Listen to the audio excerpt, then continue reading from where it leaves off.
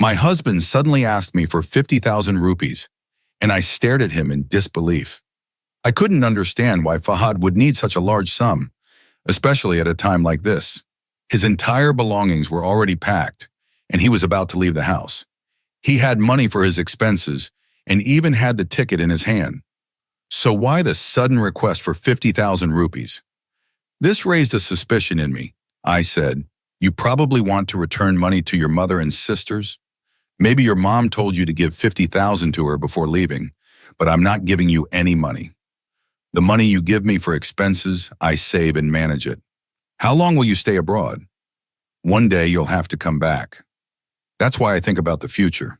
You've already spent a lot on your mother and sisters." Without letting my husband finish, I told him straight up, "I won't give you a single rupee." I was furious because my sister-in-law often played these tricks. She would somehow fool my husband into handing over money.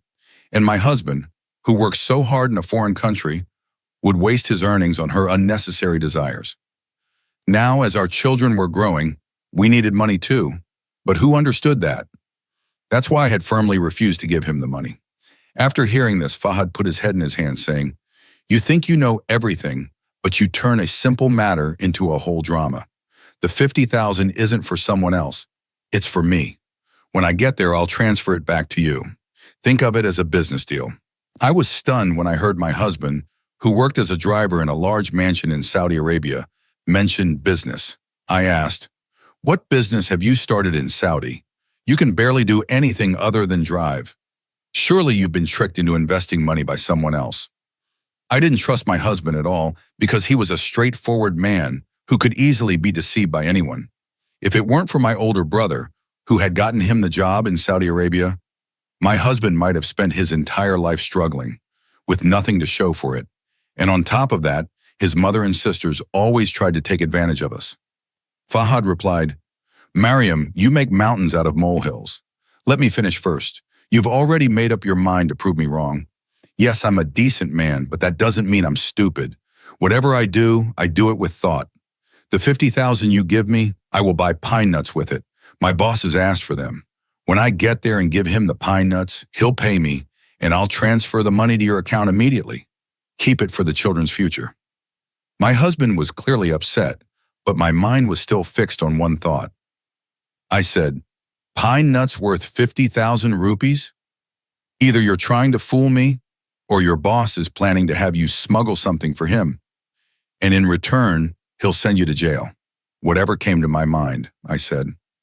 Fahad sat down, holding his head in frustration. Angrily, he said, "You're educated, but your brains are in your knees. I'm telling you, I need to buy the pine nuts and take them with me." "Then where did the talk of smuggling come from? If you're giving 50,000 rupees, fine. Otherwise, I'll borrow from a friend. It's pointless to talk to you. You peel away the skin of every issue, but still, you never understand." My husband, Fahad, now visibly angry, stood up. I said, "Okay, wait, I'll give it, but tell me one thing. Why does your boss need so many pine nuts?" This time, Fahad gave me a sharp look and replied, "I didn't ask him why he needs pine nuts. His call came and he asked me to bring something. How could I refuse? He's my boss. That's why I agreed." Maybe I made a mistake. I forgot that you have a habit of questioning everything. I should have known. Silently, I took out the money and handed it to Fahad, keeping quiet. I told myself, "Mariam, don't ask your husband any more questions. His mood is already sour, and it won't be good if it worsens. He will return after 2 years anyway, so let it go." But what could I do? It was in my nature. A little while later, when my husband returned after buying the pine nuts and asked me to unpack his luggage again, I snapped. In frustration, I said, "If you wanted to unpack, why did you pack it in the first place? All my hard work went to waste. I spent the entire day packing everything with so much effort." Fahad replied, "Mariam, are you out of your mind? You're allowed to carry a certain amount of luggage. My bag is already over 20 kilos, and if I add these pine nuts, the weight will increase. So reduce some of my stuff and fit these nuts into my bag. I don't even know if customs will let them through, and I don't want any trouble." I noticed a bit of worry on Fahad's face as the pine nuts weighed almost 4 kilos and were taking up quite a bit of space. I reopened his suitcase, removed some of his old clothes, and squeezed the pine nuts inside. When I was done, Fahad seemed relieved and said, "Don't worry about the money. As soon as I get there, I'll get the money from my boss and send it to you." This time I didn't say anything. Soon our house was filled with relatives who had come to say goodbye to Fahad before he left. We all went to the airport. Fahad said his final goodbyes, and the kids and I had tears in our eyes because we wouldn't see him for 2 years. After Fahad left, the house felt empty. I was deeply saddened. The kids had grown up and were busy with their studies in their rooms. I sat alone in my room when I received a call from Fahad. He told me that he had arrived safely. I felt relieved and immediately asked, "Did you give the pine nuts to your boss?" He laughed and said, "Oh dear, it's 11 p.m. My boss is at his mansion and I'm at the quarters. I'll meet him tomorrow and hand over his items. I'll also send you the money." "Why are you so worried?" I replied, "I'm not worried. I just want to know why these pine nuts are so special that your boss called you specifically to bring them from here." "Can't they get pine nuts there?" Fahad replied, "Yes, they're available there, but they're much more expensive and the quality is different. That's why my boss asked for them from Pakistan. I don't know what he'll do with them, but when I find out, I'll let you know." After a brief conversation, my husband ended the call and I lay down, finally at peace. Now I was reassured that my husband had safely reached his destination. For wives of those living abroad, it is always a relief to know that their husband has safely reached where they were supposed to be. The next morning, life resumed its usual routine: the kids' college, house cleaning, cooking, and so on. A little while later, Fahad called again, telling me that he had sent the money to my account. "Let me know when it arrives," he said. After I confirmed, we exchanged pleasantries. But as he was busy with work, we didn't talk much. Days passed in the usual manner. It had only been a month since Fahad left, when one evening, his call came in. He sounded excited and said, "I have good news for you. I want you to come and stay with me for a few days." I was stunned. "How is this possible?" I asked. "You've never called me there in all these years." He replied, "I've missed you a lot. Since I left you behind, my heart just doesn't feel at ease here. The kids are growing up, and you can leave the house with them for a while. Come spend a month with me. I'll arrange your ticket, visa, everything." While I was happy, I was also anxious. I wanted to go to my husband, but leaving my 2 growing sons behind was very difficult for me. Fahad insisted, "Call your mother over and leave the house in her hands. You can come over. I'll handle everything." Though I didn't get along well with my mother-in-law, I was left with no choice but to call her over. I handed over all the responsibilities of the house to her and began preparing for my trip. When my mother-in-law found out I was going to join my husband, her mood soured. "Your son just came back, and now you're going to spend all that money to go there? You're wasting your husband's hard-earned money." I wanted to say, "I'm not the one wasting money. You spent so many millions on your daughter's weddings, making jewelry for them." But I couldn't bring myself to say it, so I silently continued my preparations. My sons assured me that they would manage things in my absence, so I felt a little at ease. After a month, everything was set. My husband called me the day before my departure and told me, "Pack as lightly as possible and bring 10 kilos of pine nuts." I was shocked. I had already packed 15 kilos of luggage. If I added 10 kilos of pine nuts, only 5 kilos of my things would fit. But I couldn't refuse my husband's request. He had lovingly invited me, and he had even sent money for the pine nuts. So I reluctantly packed the pine nuts carefully in a plastic bag and placed them between my clothes. The next day I took my flight and reached my husband. Fahad was overjoyed to see me. It had been almost 10 years since my husband started his job abroad, but this was the first time he had called me to join him.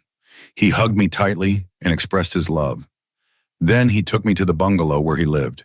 He had a decent-sized quarter with all the comforts and conveniences. When Fahad asked about the pine nuts, I took the packet out from my bag and handed it to him. He said, "I'll give this to the boss first, and then I'll come back." After some time, my husband and I sat down to talk, and I had taken the day off. He quickly grabbed the packet of pine nuts and hurried towards the bungalow. I said, "Take me with you. I want to meet your boss and madam."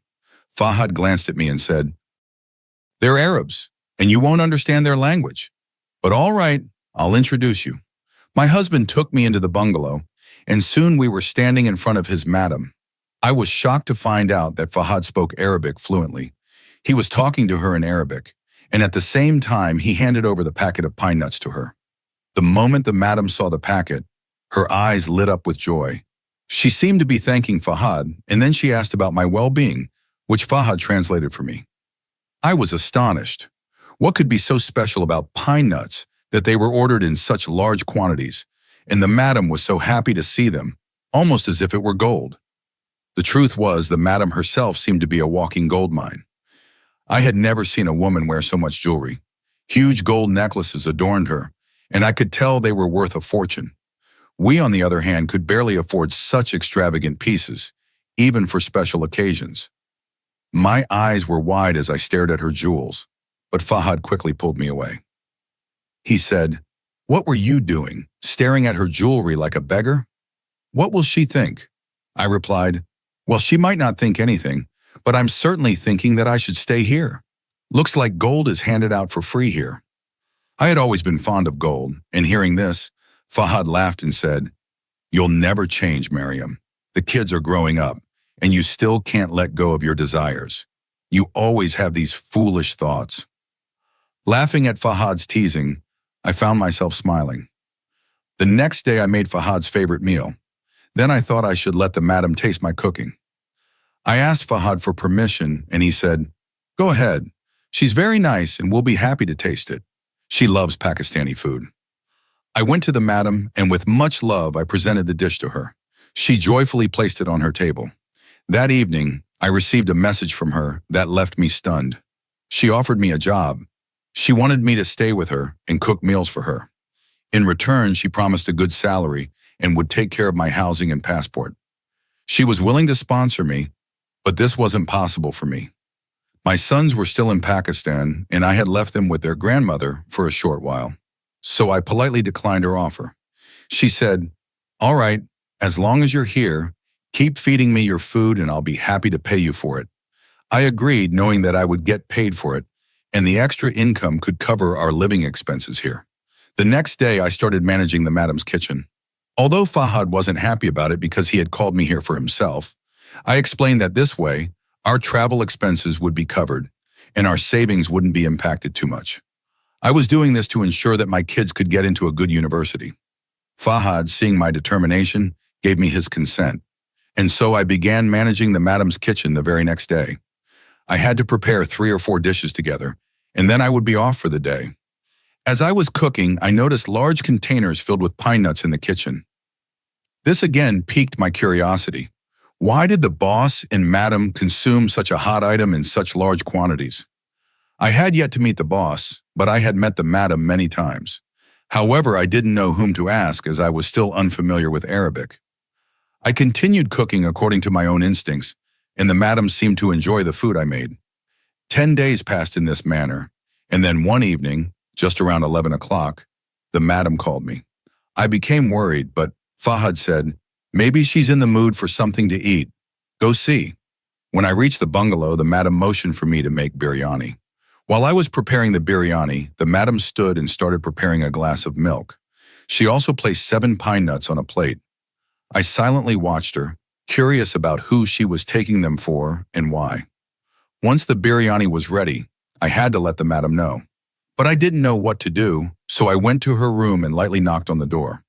The boss called out, asking me to come in. This was the first time I saw the boss, a middle-aged Arab man sitting on the bed, resting, with a glass of milk in his hand. The plate of pine nuts was no longer there. I realized then that the boss had eaten the pine nuts. I informed them in broken Arabic that the food was ready, and they understood. The boss signaled for me to leave, so I returned. Sitting with Fahad, I told him, "I saw the boss drinking milk and eating pine nuts." He smiled and said, "Your curiosity keeps growing. I'll check it out tomorrow and tell you what's going on. At least that way your investigation will end." Fahad knew me well. If I became fixated on something, I wouldn't let it go, even if it meant losing sleep over it. That's why he reassured me. And sure enough, the next day, he found out the truth. What Fahad told me left me completely stunned. He explained, "Most Arab men don't work, meaning they don't have their own businesses. They just sit around earning from their oil wells, or they let others run their businesses while they act as sponsors. Many Arabs here own hotels, but all the work is done by Pakistani people. They just sit back and profit. This is why so many Arab men suffer from heart diseases. Your boss has many heart problems. His cholesterol is very high, and that's why the madam feeds him pine nuts every day. Pine nuts help lower bad cholesterol and raise good cholesterol, which keeps their health in check and provides a lot of protein. Arab men don't do hard labor, so their health deteriorates internally. That's why Arab women are so concerned about their husband's well-being. I had no idea about any of this, and hearing it left me astounded. I then started observing the lives of the Arabs around me. I was shocked to see how they lived in luxury. Every home had air conditioning, and they seemed to enjoy an extravagant lifestyle. The bungalow had all kinds of amenities, and there was a horde of servants. There were even 2 women present just to cook food. Whenever we left the house, we would sit in air-conditioned cars, and when we went to the malls, they were fully air-conditioned too. You didn't even have to walk much, as there were escalators everywhere. In their lives, there was absolutely no sign of hard work or struggle. And that's where the problem lay. When a person's hands and feet don't work, their body cannot remain healthy. Instead, it becomes a breeding ground for diseases. The body becomes weak internally, and that's exactly what was happening to these Arab men.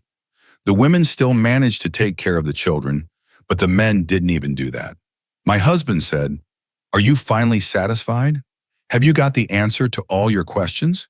I looked at him and replied, "I am really amazed by their lives.